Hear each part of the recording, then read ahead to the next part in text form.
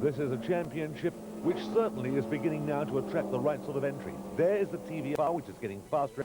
I'm out his times. And Klaus Svart with the Ascari GT. Svart is tiring, and Win Percy, that's the big surprise. Win Percy going very, very well in Richard Austin's Harrier. There you can see the white Ascari in its first race. Klaus Svart hammers away from the rolling start, rockets into the lead. The orange Ditamaso Pantera of Torquil Taring slots in second place. We've got Peter Hardman in the Jaguar in third spot ahead of Win Percy, and then Mark Hales with the vastly improved TVR Zebra in fifth spot. Greasley behind there with the first of the Porsches. This is unusual to see them that far back, but here's Smart going with that Ascari extremely well, and Hardman hanging on there to second place. We saw a brief flash there of our old friend Win Percy, and Win Percy really enjoying his time in this car, which he was only deciding to drive this morning. Now, the main surprise on the opening lap has been that Torquil Taring, who was second going into Copse Corner, has dropped a long, long way back. So Klaus Svart has a relatively comfortable lead. There goes the Morgan of Charles Morgan, Jamie Maserati with the Porsche running very wide at Beckett's. But Klaus Svart really extending a huge advantage here. Second is Peter Hardman in the Jaguar. Third is Percy with Mark Hales driving up the inside. Hales having a good close look there. Didn't quite make it, but it wasn't the want of trying as Win goes loose there onto the hard stuff, but collected back together again. That's the big battle. We've also got Chris Hodgetts trying to make up a place there with the silver and blue Marcos, and through he goes up on the inside of the TVR. So the Marcos through one place, and Hodgetts there trying to get past the Harrier as well. There is the Torquil Taring driven Detamaso. He's up behind Mark Hales. A terrific four-car fight. It really is a good four-car fight. The pace of third place, however, in the hands of the Marcus. The Milkman, which is that what he used to do, you see, our friend Chris pulls away, holds Taring back, and Taring can do nothing about it except worry what Mark Hales might be up to. The lap Harrier coming towards us, the green car there of Ian Jacobs. Peter Hardman will dive past him. There in third place is the ex-Milkman Chris Hodgetts. In fourth place behind him is Torquil Taring, and Hodgetts there runs very, very wide all over the curves. Win Percy into the pits. Problems for the Harrier. The race just hasn't taken off for them. There is the leader, Klaus Svart, with the Ascari swinging through Brooklands, and it looks as though this is going to be a debut victory, and in trouble is Torquil Taring. Yes, Taring pulling off, short way back to the pits, I think. The Ascari definitely the car to watch, and this has really been a dream debut for the car as he comes up to take the checkered flag. Victory in race one, that will put Klaus Svart onto pole position for the second race. Let's have a look at the results then. Klaus Svart the winner, with Hodgetts Marcos second ahead of John Greasley's Porsche 911 GT2, Morrison, Hales and Hardman. This is the rolling start. We're with Mark Hales, and this is the TVR that's really going better and better every time out. Hales, the reigning TVR champion, confining his appearances this year to this car, and it's not disappointing. Look at the Jaguar go. Peter Hardman there diving across the track. It's Klaus Svart in the lead with Win Percy in second place in the revitalised Harrier, and a very sideways Mark Hales exiting Copse Corner on the limit. Yes, what he did then, he sharpened his line to try and miss the Jaguar and almost spun the car. Beckett's lap one, nose to tail for the leaders. Klaus Svart from Win Percy. There is Hales in the silver TVR Zebra. The Porsches battling amongst themselves there. The farmer Mike Burke going through with the Porsche RSR. Accelerating now. Look at this side by side. Win Percy goes through into the lead. A tremendous bit of driving. Yes, Win Percy has had some work done on this car between the two races, and it's a totally different proposition this time out. Really giving Swart the benefit of a lesson in what, shall we say, the old man of touring car racing can turn out when he wants to. A multiple British touring car champion, Win Percy. There, Peter Hardman diving up the inside of John Greasley's Porsche 911 GT2. The mighty Jaguar ahead of the Porsche now. Yes, the Jaguar, however, a little disappointing, I feel, that it's not right on the pace of the leaders. We're once again with Mark looking to try and move up past the Porsche up ahead. But I think it's a fairly vain effort right now because the Porsche seems to have it as the brakes lock up on the Jaguar. So, dramas there for Peter Hardman. That allows John Greasley to close on him as they now make their way out of Beckett's. Klaus Svart in second place with the white Ascari trying to close on Win Percy with a yellow Harrier. Bit of a brake block there at the rear of the Ascari. You saw Svart have to correct the cars. He throws it into the left-hander of Brooklands. Now through the right-handers of Luffield 1 and then 2. On board with Mark Hales diving down into the left-hander of Brooklands. The TVR going better and better race by race. He's chasing John Morrison, who made his name in Formula V, then Super V, and sells Lamborghinis for a living, would you believe? Ian Jacobs about to be lapped in his Harrier with the race-leading Harrier of Win Percy, now with Klaus Svart right behind him, and off they go! Percy spins and spins and spins. Klaus Fahrt spins in avoidance, and they've made contact, or at least Win Percy has, because you can see a damaged right rear corner. He's made contact with the other Harrier of Ian Jacobs. A great irony that the leading car taken out by one of its same brethren, and now Torquil Tarring leads. Yes, Torquil Tarring in front.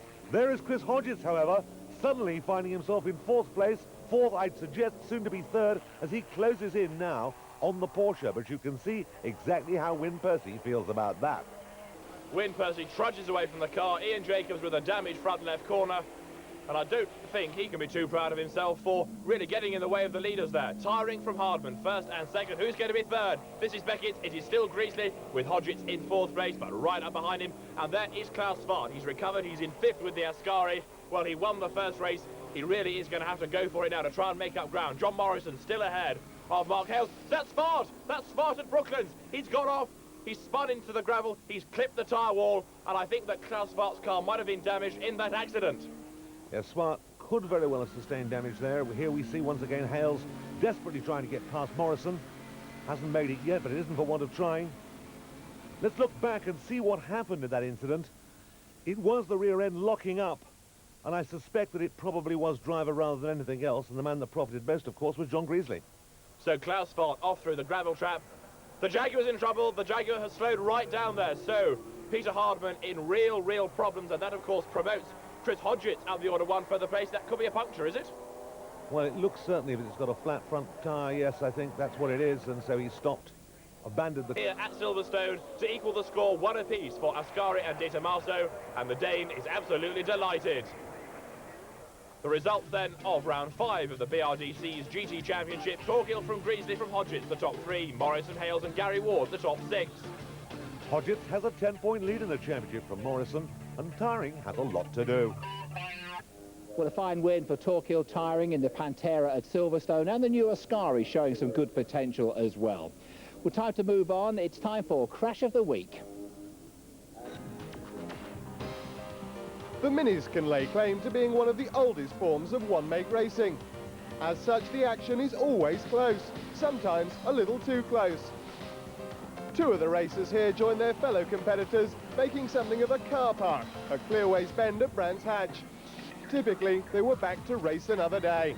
So Emanuele, the Nuneaton chef, snatched an early lead. As the cars poured through Covey's, Rupert Deeth was shouldered up onto the outside line and was then attacked by the cars alongside him. Deeth was far from happy, but so too was the championship leader, Vince Martin. He had gone off on the opening lap going through Redgate Corner. Vince Martin out of the race without even completing a lap. There was some desperate outbraking from John Cartwright, who at least started right. He went off over the curb and on Akeley with Spencer Baker second and Mark Jones third. These the results. They'll determine the grid for the second race that's about to get underway here at Donington. So Blakely's the man in pole position, and Blakely, I would have thought, should theoretically have that line down. Doesn't make the best. And John Griffiths in a very good third place there, but might lose it. I think he's going to lose it as they come down now through the Craner curves. It's Mark Jones, the Southampton driver, going through in the blue and yellow 216, and Gary Till diving up the inside to take fourth place away from Griffiths. It's rough and it's tough out there, no question about that. On the grass and off it again. That looked like John Griffiths. He's settled at the job and he's going to find himself with that much more difficulty when he tries to force his way through. 51, Robert Oldershaw going through behind John Griffiths. It was him that we saw bouncing all over the grass. Vince Martin has started from the back of the grid, having not finished yesterday's race. He is a man on the move, so too are Nigel Rubin and Alfie Emanuele, and a dive being made on the inside. They go onto the top of the Craner curves. They're all being caught by Gary Till, so now 4 for the lead. Rupert Deeth now on his way down to the S. As you can see, the passenger window slightly ajar to get some air into the car. It's a tremendously hot day at Donington, and the driver's absolutely baking inside the cars. There's Emanuele on the outside. Emanuele trying the impossible there. I don't think he can get round. He does, tucks in, doesn't make a place, but Emanuele really was giving it everything. The restaurateur heads now down towards the Melbourne hairpin. We're on board with Vince Martin, still trying to make up ground. Ahead of him there, number 11, Michael Green, the ex-Metro Turbo racer, ex-Renault 5 racer. Vince Martin still the championship leader. Martin smarting after yesterday's demise. Up through on the inside. Made that a nice manoeuvre. Got the place quite cleanly, quite easily. Carl Blakely in the lead, Mark Jones second, and Jones now trying to break clear of Baker. Can he catch Blakely, I wonder? I think he's going to have his work cut out. Jones has certainly broken free a little bit in second place, but I don't think he's going to close on the leader as quickly as he thinks he is. Somebody off in the background coming out of Goddard's. You saw a car heading towards the pit wall. He avoided it. There goes Gary Till. He's now dropped back. He hops out of the way, but Rupert Death ain't going no further. He's a bit cross. He was very cross indeed, banging the steering wheel. As we take a look at the leaders now coming out onto the straight, it's still very tight there. In replay, let's see what happened to Rupert Death, however. Had it nicely balanced, and then all of a sudden he had to put the brakes on at the wrong time. You can see he's looking for where he's going to get hit. He doesn't get hit, but look how annoyed he is. He said a rude word there, but we have a new race leader. Mark won at Silverstone. Looks as though he's going to win at Donington. Here they come now through the left-hander of Goddard's. Carl Blakely in second place. Spencer Baker third. The flags at the ready. Who's going to win? It's going to be Mark Jones. Mark Jones wins at Donington. And look at that, almost a dead heat for second place. Carl Blakely and Spencer Baker go through. Who took the place? It was Blakely, only by 200th of a second. Incredible. Baker, Till, Rubin and Martin, and that 6th place means that Martin has 8 points in the lead from Jones, then Baker 10 points behind. What a cracking race, and you guys so well matched, aren't you? Yeah, they are very close. Some of us are quicker in other places and others are quicker somewhere else, so it was a really close race. I had to work hard to get past Carl. Took like 3 corners to get past him, then to make it stick that was the harder bit, I think, than getting by him. But for 2 laps we kept him behind, and that's great. Hopefully that leaves us sort of somewhere close to the top of the championship now. I'm sure it does. Congratulations, a good race. Right, Thanks very much for your time. So a very happy Mark Jones bringing to an end this edition of the Best of British Motorsport. Hope you've enjoyed the programme. Look forward to your company again soon. From the whole team here at Donington, goodbye and drive safely.